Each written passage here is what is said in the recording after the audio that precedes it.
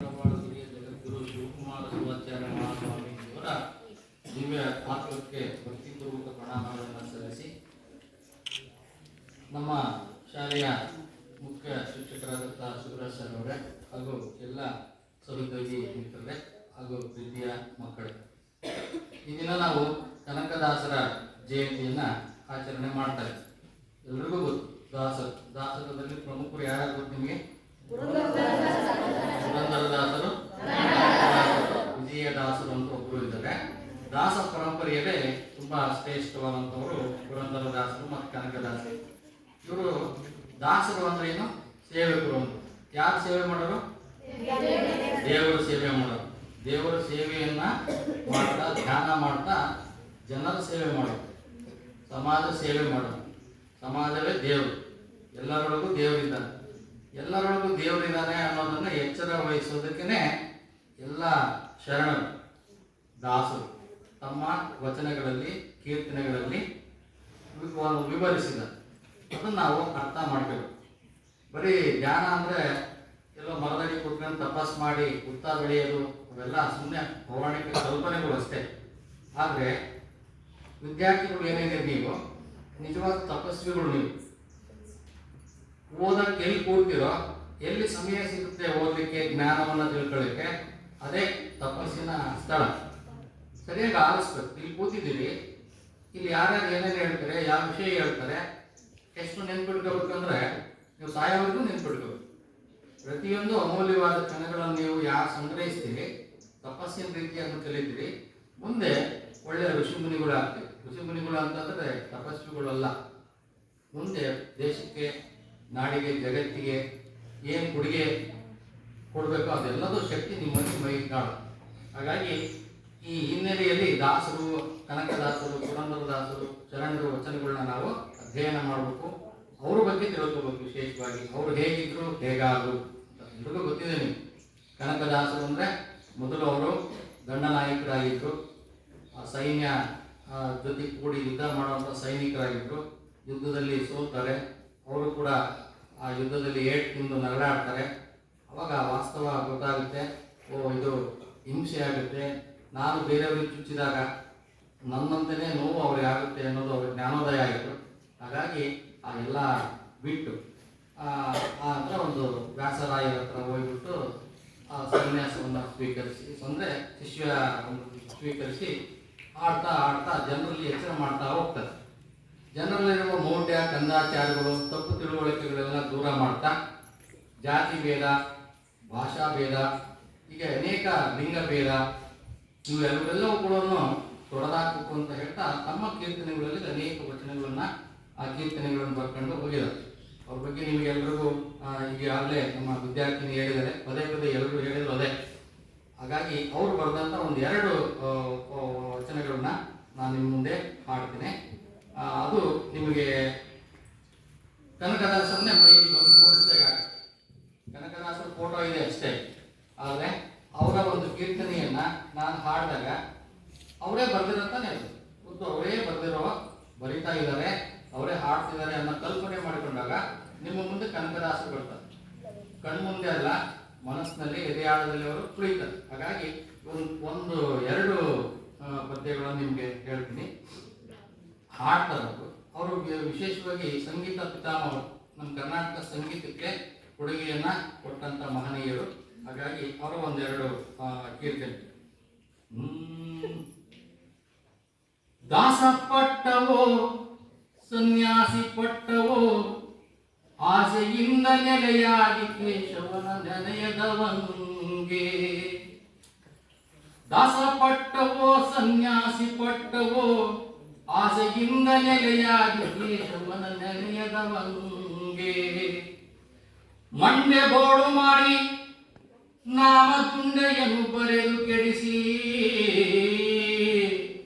ಮಂಡೆ ಬೋಳು ಮಾಡಿ ನಾಮ ತುಂಡೆಯನ್ನು ಬರೆದು ಕೆಡಿಸಿ, ಕಂಡವರನ್ನು ಕೂಡಿ ಬಂಡ ಜನ್ಮವರೆಯುವಂಗೆ. ದಾಸ ಪಟ್ಟವೋ ಸನ್ಮಾನ ಪಟ್ಟವೋ, ಸನ್ಯಾಸ ಪಟ್ಟವೋ, ಆಸೆಯಿಂದ ನೆಲೆಯಾದಿ ಕೇಶವನ ನೆನೆಯದವಂಗೆ. ದಾಸ ಪಟ್ಟವೋ ಸನ್ಯಾಸ ಪಟ್ಟವು. ಅವರವರ ಕೈಯ ನೋಡಿ ಹಲವು ಕೆಲವು ಮಾತನಾಡಿ, ಅವರವರ ಕೈಯ ನೋಡಿ ಹಲವು ಮಾತನಾಡಿ, ಹಲವು ಹಂಬಲಿಸಿ ದಿನವ ಕಳೆದು ಉಳಿದು ಬಾಳುವಂಗೆ, ಹಲವು ಹಂಬಲಿಸಿ ದಿನವ ಕಳೆದು ಉಳಿದು ಬಾಳುವಂಗೆ. ದಾಸಪಟ್ಟವೋ ಸನ್ಯಾಸಿ ಪಟ್ಟವೋ ಆಸೆಯಿಂದ ನೆಲೆಯಾದಿ ಕೇಶವನ ನೆನೆಯದವಂಗೆ. ಬೆಂದ ಸಂಸಾರವೆಂಬ ಬಂಧನದೊಳಗೆ ಸಿಲುಕಿಕೊಂಡು,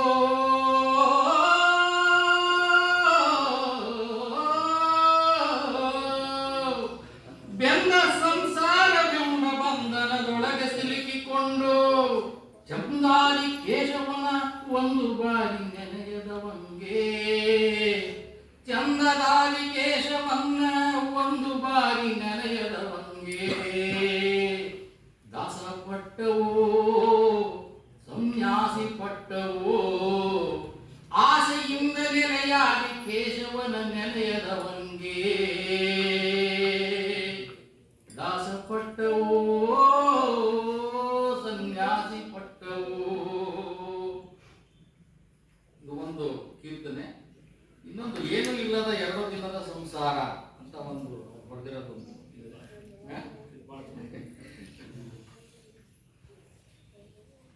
ಏನು ಇಲ್ಲದ 2 ದಿನದ ಸಂಸಾರ, ಏನು ಇಲ್ಲದ 2 ದಿನದ ಸಂಸಾರ. ಜ್ಞಾನದಲ್ಲಿ ದಾನ ಧರ್ಮವ ಮಾಡಿರಯ್ಯ,